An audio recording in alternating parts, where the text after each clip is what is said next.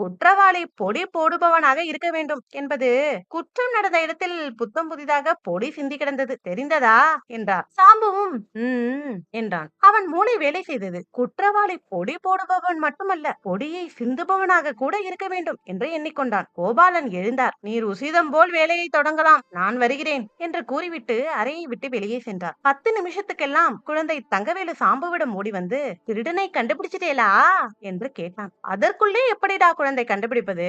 நானும் உனக்கு ஒத்தாசை செய்யட்டுமா என்று கேட்டான் பயல்.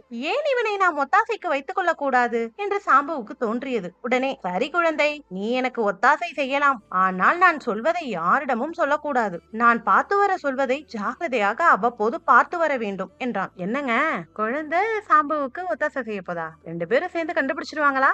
நாளை பார்க்கலாம். இந்த ஸ்டோரி உங்களுக்கு பிடிச்சிருந்தா மறக்காம நம்ம பேஜை ஃபாலோ பண்ணி சப்போர்ட் பண்ணுங்க. நன்றி.